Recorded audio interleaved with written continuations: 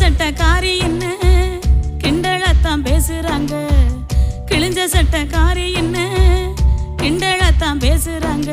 ஏ மனசு தாங்காம நான் அழுகிறேன் அம்மா, ஏ மனசு தாங்காம நான் அழுகிறேன்.